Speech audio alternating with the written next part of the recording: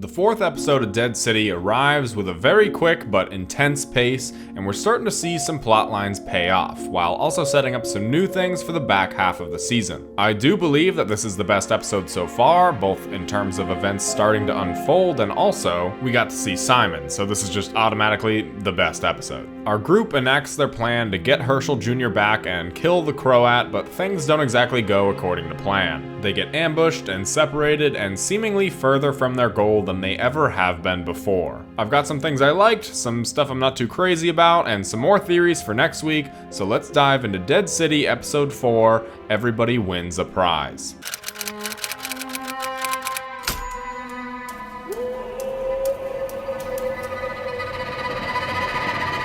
So like I said, this episode starts off with a bang because we got to see Stephen Ogg's Simon once again. A lot of people might associate Simon, and honestly Negan for that matter, as a sign for when the show started to decline, but out of my least favorite seasons of The Walking Dead, Simon was always one of the positives, so to see him again, even for just like a minute, was really cool. I mentioned in one of my previous videos that I would love to see a flashback to the early days of the Sanctuary when the Croat was around, and we got that with this opening. This scene is a callback from episode 2 when Maggie and Negan were talking about the Croat and discussing the history he has with the Saviors, and when Negan knew that he was going to be an issue. I also said it would be cool to see the Croat kind of like superimposed in the background of one of the shots from the main show, to which the comments certainly reminded me that these were the days before they ever met Rick's group, but this flashback was still very cool. But after the flashback, we got to the present time and the group readying themselves to head out and face the Croat. Everybody is wondering where Luther is, so Negan must have somehow disposed of his body,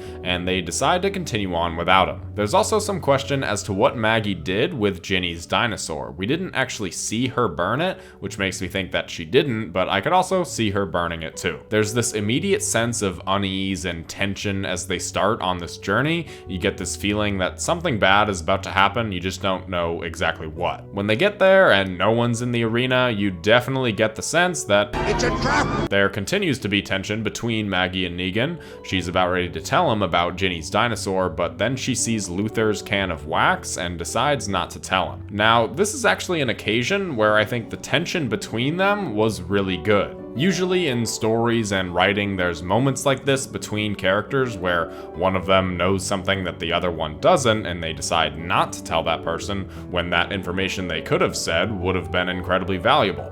One example that comes to mind is in Game of Thrones Season 6. Sansa has this entire army on the way, but sends Jon to battle anyways, when that information could have proved very valuable. But for Dead City, this isn't one of those times. Had Maggie told Negan that she found Ginny's dinosaur, this entire episode would have played out very differently. We wouldn't have gotten Negan and the Croat face to face, we wouldn't have gotten Maggie fighting the walkers with the others. I don't really know what would have happened, but Negan might have just walked away from the entire operation. But instead, we got a pretty highly anticipated moment, and that's Negan finally coming face to face with the Croat. I'm not sure if I'm alone by thinking this, but this moment actually did feel like they had a lot of history, despite the only scene that we've seen them together in was a flashback about 20 minutes prior. I did feel the tension between them and how the Croat has kind of dedicated his time to trying to become like Negan, and now Negan is faced with the physical manifestation of his past self. I think that's on full display here in this scene, and I thought it was pretty great all around. Meanwhile, Maggie finds Ginny and aborts her mission and goes into the arena where this calming Italian music, I'm gonna say it's Italian music,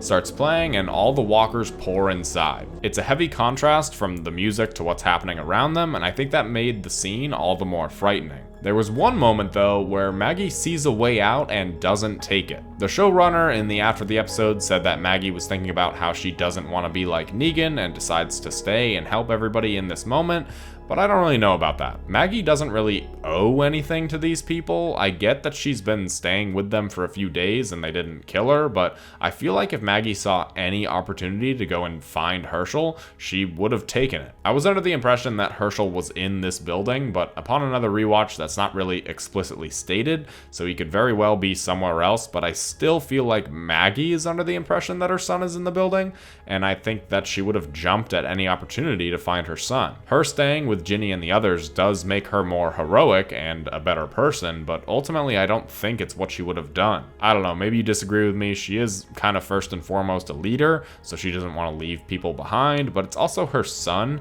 against people that she's known for like a few days at most. I said that the previous 2 episodes were kind of like setting up chess pieces for where the characters needed to be, both physically and emotionally, for a clash in the story, and that was certainly in this episode. They had their meeting with the Croat, the plan went horribly wrong, and now we're resetting the chessboard for the back half of the season. Negan and Maggie are separated. Armstrong still wants to arrest Negan, even though he's in absolutely no condition to do that. Maggie is with Ginny now, and the other two, because they used this walker attack in the arena to get rid of all the red shirts, so now this opens up some new opportunities. I was really expecting, and a little disappointed, that Negan and Armstrong just escaped the arena. I was really hoping that it would be Negan who finds Herschel, and since the group is separated, I think the dynamic of Negan having to take care of Herschel and Maggie having to take care of Ginny would have been really cool. I still think it's a possibility. I was just hoping it would happen at the end of this episode so that way Herschel Jr. can start being an actual character of his own.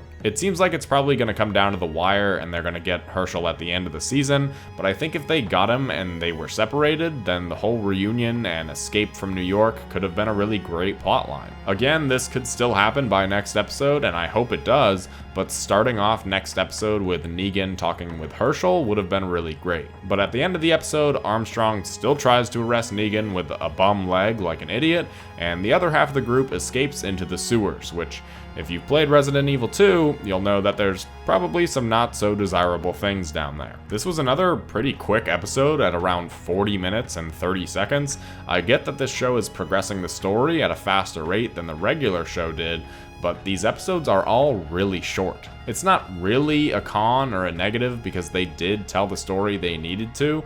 I'm just hoping this isn't a continued sign going forward in this universe. Because if I only get like 39-40 minutes of Rick and Michonne after all these years of missing this beautiful man on my screen, I'm gonna be really upset. But that's all for this episode. If you enjoyed this video, let me know that by pressing the like button and subscribe for more Walking Dead content. If you do, then I'll see you in the next one. Yeah.